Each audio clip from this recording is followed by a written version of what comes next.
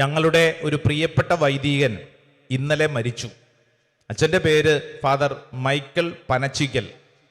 ഇവിടെ ഇരിക്കുന്ന ഈ ശുശ്രൂഷയിൽ പങ്കെടുക്കുന്ന എല്ലാവരും തന്നെ ഈ അച്ഛനെ നേരിട്ട് കണ്ടിട്ടില്ലെങ്കിലും അച്ഛൻ്റെ പാട്ടുകളൊക്കെ പാടിയിട്ടുണ്ട്.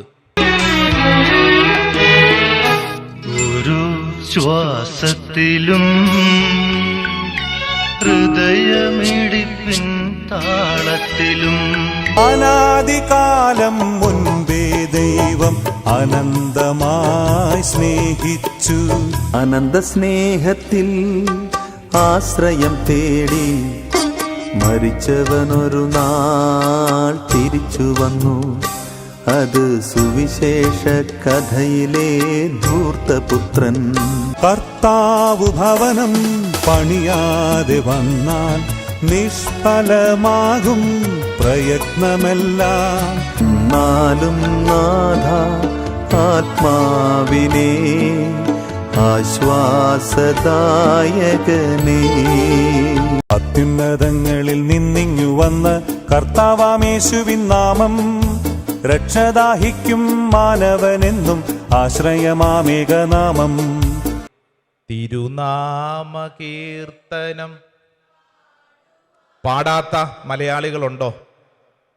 തന്നാലും നാഥ ആത്മാവിനെ പാടാത്ത മലയാളികളുണ്ടോ എന്ന് പറഞ്ഞാൽ, മലയാളത്തിൽ ഇത്രമേൽ ക്രൈസ്തവ ഗാനരംഗത്ത് ഇഷ്ടംപോലെ ഭക്തിഗാനങ്ങൾ നമുക്ക് വേണ്ടി സമ്മാനിച്ച പ്രിയപ്പെട്ട മൈക്കിൾ പനച്ചിക്കൽ അച്ഛൻ. അച്ഛൻ ഇന്നലെ മരിച്ചു. നാളെ ശവസംസ്കാരമാണ്. കോട്ടയത്താണ് അച്ഛൻ്റെ ശവസംസ്കാര ശുശ്രൂഷകൾ നടക്കുന്നത്. ഞാൻ ഈ അച്ഛനെക്കുറിച്ച് ഇന്നേ ദിവസം പ്രത്യേകം ദൈവസന്നിധിയിൽ ഇരുന്ന് പ്രാർത്ഥിച്ചുകൊണ്ടിരിക്കുമ്പോൾ കുറച്ച് വർഷങ്ങൾക്ക് മുമ്പ്, കുറച്ചൊന്നല്ല, ഒരു 26 വർഷങ്ങൾക്ക് മുമ്പ് എൻ്റെ വ്യക്തിപരമായ ജീവിതത്തിൽ സംഭവിച്ച ഒരു കുഞ്ഞു കാര്യം. വർഷം 2000 ആണ്ടിൽ ഞാൻ സെമിനാരിയിൽ പഠിച്ചുകൊണ്ടിരിക്കുന്നു. സെമിനാരിയിൽ പഠിച്ചുകൊണ്ടിരിക്കുമ്പോൾ ജൂൺ മാസത്തിലാണ്. ഇതേതു മാസമാണ്? ജൂൺ മാസമാണ്. 2000 ആണ്ടിൽ ജൂൺ മാസത്തിൽ ഫിലോസഫി പഠിച്ചുകൊണ്ടിരിക്കുന്നു ബാംഗ്ലൂരിൽ. അപ്പോഴാണ് എൻ്റെ അപ്പൻ രോഗിയായി ആശുപത്രിയിൽ 3-4 ദിനങ്ങൾ കഴിഞ്ഞു അപ്പൻ്റെ മരണം. ഞങ്ങൾ 7 മക്കളാണ്. ഞാൻ 7ാമത്തെ ആളാണ്. അപ്പൻ്റെ മരണം കുടുംബത്തിൽ വലിയ ഭാരമുണ്ടാക്കി. പല കാരണങ്ങൾ കൊണ്ട്, സാമ്പത്തികമായ വിഷയങ്ങൾ മാത്രമല്ല, കുടുംബത്തിൽ പലതരത്തിലുള്ള ഭാരം. ഇതെൻ്റെ ഉള്ളിൽ ശക്തമായൊരു ഭാരമായി മാറി. ഏറ്റവും ഇളയ ആള് എന്നുള്ളതിനൊക്കെ മാത്രമല്ല, വീട്ടിൽ അമ്മയോട് അടങ്ങാത്ത സ്നേഹവും. അപ്പോൾ എൻ്റെ മനസ്സിൽ വന്നൊരു പ്രധാനപ്പെട്ട കാര്യം, അമ്മയെ നോക്കണം.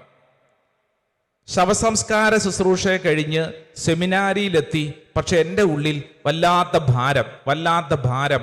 അമ്മയുടെ കാര്യം ശ്രദ്ധിക്കണം. അപ്പൊ ഈ ചിന്ത എൻ്റെ ഉള്ളിലോട്ട് വന്നു കഴിഞ്ഞപ്പോൾ, എൻ്റെ ഉള്ളിൽ പിശാച് പറഞ്ഞതായിരിക്കും, ഒരു ചിന്ത കയറി വന്നു. അങ്ങനെയെങ്കിൽ സെമിനാരി ജീവിതം അവസാനിപ്പിച്ച് നീ തിരിച്ചുപോയി നിന്റെ അമ്മയെ നോക്കുക. ദൈവവിളി, പൗരോഹിത്യ ജീവിത വിളിയോട് മടുപ്പോ വിരസതയോ ഒന്നുമല്ല, മറിച്ച് അമ്മയോടുള്ള സ്നേഹം, കുടുംബത്തിലെ കാര്യങ്ങളോടുള്ള സ്നേഹം എൻ്റെ ഉള്ളിൽ അത്രമേൽ കടന്നു വന്നപ്പോൾ ഇത് തൽക്കാലം വേണ്ട എന്ന് ചിന്തിക്കുന്ന ഒരു പൈശാചിക ചിന്ത. അപ്പോഴാണ് ഞങ്ങളുടെ സെമിനാരിയിൽ ബഹുമാനപ്പെട്ട മൈക്കിൾ പനച്ചിക്കൽ അച്ഛൻ ഞങ്ങളുടെ വാർഷിക ധ്യാനം നടത്താൻ, ആനുവൽ റിട്രീറ്റ് നടത്താൻ സെമിനാരിയിൽ വന്നത്. ഞങ്ങളുടെ ധ്യാനം മുന്നോട്ട് നടന്നുകൊണ്ടിരിക്കുമ്പോൾ എൻ്റെ ഉള്ളിൽ ഈ ഒരു ചിന്ത എന്നെ വല്ലാണ്ട് ഭാരപ്പെടുത്തുന്നു. ധ്യാനത്തിനിടയ്ക്ക് ഞാൻ മൈക്കിൾ അച്ഛൻ്റെ മുറിയിൽ ചെന്നിട്ട് അച്ഛനോട് പറഞ്ഞു, അച്ഛാ, എൻ്റെ അവസ്ഥ ഇങ്ങനെയാണ്. ഞാൻ വല്ലാണ്ടൊരു ഭാരപ്പെട്ട അവസ്ഥയിലാണ്. ഞാൻ എന്തു ചെയ്യും? ഇതെല്ലാം കേട്ട് കഴിഞ്ഞിട്ട് ഈ മൈക്കിൾ അച്ഛൻ എന്നോട് ചോദിച്ചൊരു ചോദ്യം, ബ്രദർ തിരിച്ച് സെമിനാരിയിൽ നിന്ന് ഇതുപേക്ഷിച്ച് വീട്ടിൽ പോയാൽ കാര്യങ്ങളൊക്കെ ശരിയാകുമോ? ഞാൻ പറഞ്ഞു, കാര്യങ്ങൾ എന്നെക്കൊണ്ട് പറ്റുന്ന തരത്തിൽ കാര്യങ്ങളൊക്കെ ശരിയാക്കണം. അപ്പോൾ ഉടനെ ഈ അച്ഛൻ എന്നോട് പറഞ്ഞ അടുത്ത കാര്യം, ബ്രദറിൻ്റെ വീട്ടിലെ കാര്യങ്ങളൊക്കെ ശരിയായ പോരെ, അത് സെമിനാരിയിൽ നിന്നുകൊണ്ടും ആവാം. ഞാൻ ചോദിച്ചു, അതെങ്ങനെ നടക്കും? അതെങ്ങനെ സാധ്യമാവും? അപ്പോൾ ഈ മൈക്കൽ പനച്ചിക്കൽ അച്ഛൻ എൻ്റെ മുമ്പിൽ ഒരു കരാർ ഒപ്പിടുന്നത് പോലെ ഒരു കാര്യം എന്നോട് പറഞ്ഞു. ബ്രദർ സെമിനാരിയിൽ നിലനിന്ന് ഒരു വൈദികനായി ഈശോയ്ക്ക് വേണ്ടി ജീവിച്ചാൽ ഈശോ ബ്രദറിൻ്റെ കാര്യം, ബ്രദറിൻ്റെ നിയോഗം, ബ്രദറിൻ്റെ വീട്ടുകാര്യം ഏറ്റെടുക്കും. ഇതൊരു കരാറാണ്. എന്നോട് അദ്ദേഹം പറഞ്ഞത് ഇങ്ങനെയാണ്: ബ്രദർ ഈശോയ്ക്ക് വേണ്ടി ജീവിച്ചാൽ ഈശോ ബ്രദറിൻ്റെ കാര്യം നോക്കിക്കൊള്ളും. ഇനി ഒരു കാര്യം കൂടെ ബ്രദർ അറിഞ്ഞിരിക്കണം. ബ്രദറിനെ കൊണ്ട് പറ്റുന്നത് ഇത്രയൊക്കെ പറ്റുള്ളൂ. പക്ഷേ ഈശോ ഏറ്റെടുത്തു കഴിഞ്ഞാൽ എന്താ മെച്ചമെന്നറിയോ?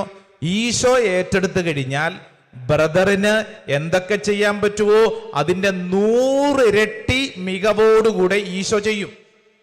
100 ഇരട്ടി മികവോടെ ഈശോ ചെയ്യും. ബ്രദർ എന്തു പറയുന്നു? ഇതൊരു കരാറാണ്. ബ്രദർ ഇവിടെ ഒപ്പിട്ടാൽ ബ്രദറെ ഓർത്തുകൊള്ളൂ, ഈശോ ബ്രദറിന്റെ കുടുംബത്തിൽ ബ്രദർ ആഗ്രഹിക്കുന്നതിലും അപ്പുറമായി കാര്യങ്ങൾ ചെയ്യും. ഞാനിത് കേട്ടപ്പോൾ ഇത് കൊള്ളാമല്ലോ, നല്ല ഒരു കരാറ്.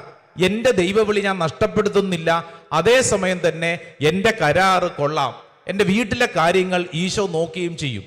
അങ്ങനെ ബഹുമാനപ്പെട്ട മൈക്കൽ പനച്ചിക്കൽ അച്ഛൻ്റെ അടുക്കെ വെച്ച് ഹൃദയം കൊണ്ട് ഞാനൊരു ഒപ്പിട്ടു. അങ്ങനെയാണ് ഒരു വൈദികനായി ഇന്ന് ഈ അൾത്താരിൽ നിന്ന് ഈ വചനം ഞാൻ പറയുന്നത്. സ്വർഗ്ഗത്തിൽ പറഞ്ഞ ഹല്ലേലൂയാ, ഹല്ലേലൂയാ. ഒന്ന് കൈയടിച്ച് ഈശോയ്ക്ക് നന്ദി പറഞ്ഞേ, കരങ്ങൾ ഉയർത്തി കൈയടിച്ച് ഹല്ലേലൂയാ. ഞാനിത് പറയുമ്പോൾ എൻ്റെ പ്രിയപ്പെട്ട ദൈവജനമേ, ഒരു കാര്യം നമ്മുടെ മനസ്സിൽ കൃത്യമായിട്ട് ഉറപ്പിക്കണം. ജീവിതത്തിൽ ദുരിതങ്ങളും പീഡകളും എല്ലാം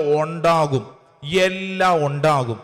പ്രാർത്ഥിക്കുന്നു എന്ന് കരുതി, ദൈവത്തോട് ചേർന്നിരുന്നു എന്ന് കരുതി ഇനിമേലിൽ ഒരു പ്രശ്നവും ഉണ്ടാവില്ല എന്നുള്ളതല്ല. മറിച്ച് എല്ലാ പ്രശ്നത്തിൻ്റെയും ദുരിതത്തിൻ്റെയും മുകളിൽ നമുക്കൊരു കാര്യം പറയാൻ പറ്റും: എനിക്കൊരു ദൈവമുണ്ട്.